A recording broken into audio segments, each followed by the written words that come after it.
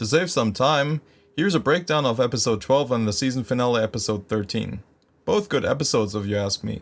But I still think the series would definitely benefit from a different format, but more about that after a plot summary of both episodes. Casey thinks about selling the East Camp after Gary died from an accident where the stable caught fire some episodes ago. Meanwhile, the Marshals receive news that Miles' lady friend from the res died from a fentanyl overdose. They bust a dealer who has ties to a fentanyl ring, but the DEA keeps them from going after the criminals. Miles is pissed and goes after the dealers himself. He gets into an ambush, and the team rescues him, killing the cartel henchman in the process. As a result, Miles gets suspended. Everybody seems angry at Cal, and he privately admits to Belle that he has cancer.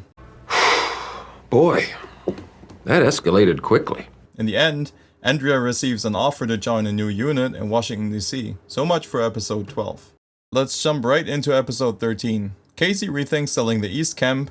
The Weavers take it well and leave him to it. The Marshals receive news that Chairman Rainwater got into an ambush and take him to East Camp. Half a platoon of mercs attack the compound, and even Tate has to help fend off the bad guys. The Marshals make short work of the crooks and move Rainwater into protective custody. It all seems well, and the team says goodbye to Andrea and send her on her way to DC. But one last investigation is still left open, so Cal and Belle go after it.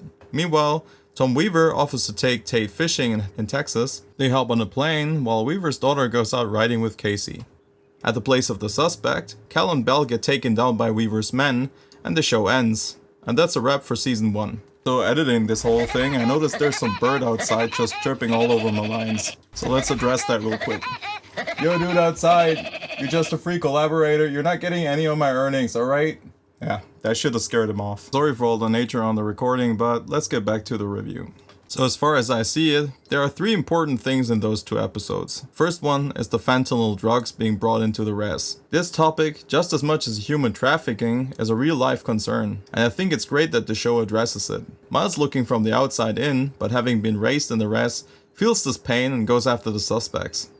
As soapy as Yellowstone set it up, storming in and mowing down soldiers is not as easy since all those guys shoot back. I would have liked it even better if Miles got injured during this process to solidify the lesson that he bit off more than he can chew. At least he got suspended, which definitely would be a real life consequence and is somewhat of a reminder that this action wasn't planned out well enough. As a compromise, Miles could have asked Casey for help since the both of them did some things off the record before, but I guess that will all come in season 2. Then we have the dynamics of the team with themselves and the outside world. Out of all, I think Cal's is the most interesting since he's trying to keep the team together, protecting it, but his private life is suffering from it. The last 2 episodes, he actually managed to open up about it, which he couldn't back when he was serving overseas. So there's some character development there. Also, he confesses that his neck injury turned out to be a cancerous tumor, which means he will probably step down as a team leader once he starts his therapy. So for the new season, a lot of changes are on the horizon.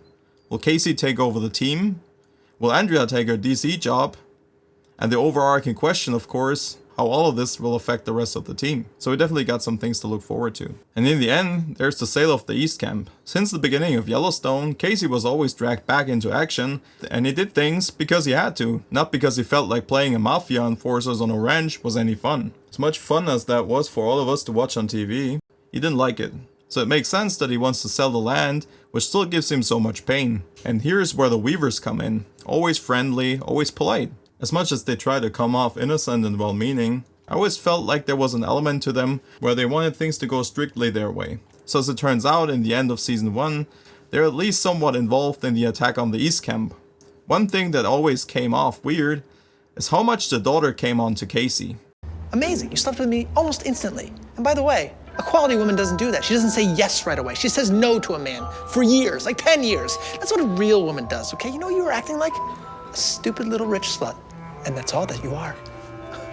All jokes aside, it was foreseeable she seemed to try a honeypot on Casey from a mile away. If and why they had Rainwater attack though is unclear to me. But just like John Dutton back in the old days, maybe Weaver doesn't stop until he gets what he wants. I think it's interesting that Weaver takes Tate to Texas of all states. Obviously at this point it's a good old kidnapping, and Casey will go after them. Outside of the story though, this means there's potential for a crossover between Dutton Ranch, which is based in Texas, and Marshals, so maybe Casey, Beth and Rip will have a reunion down there and go after Wheeler together. So in my mind, those 2 episodes were solid. I think there's a lot of progression in those, and the show is doing a good job developing the characters and the dynamics inside the team. Personally though, I still think it's far from its potential, and they should change the format immediately. And as much as I want that to happen, I think they will stick with the semi-procedural settings and the TV-14 rating. Which in my opinion, again, holds the series back. There's hope though. The new Dutton Ranch series, which follows the old format of Yellowstone, is showing good numbers and fans seem to like it better. So maybe Dutton Ranch will influence the XX at Paramount to give the change of Marshals a shot. I for one will be all for it, and I'm looking forward to see you all in the next season premiere. Thank you for staying this long till the end of this video. If you liked it, please leave a like, subscribe to my channel, and hit that bell icon so you know when I crank out another video. Stay tuned, and I'll see you in the next one. Bye.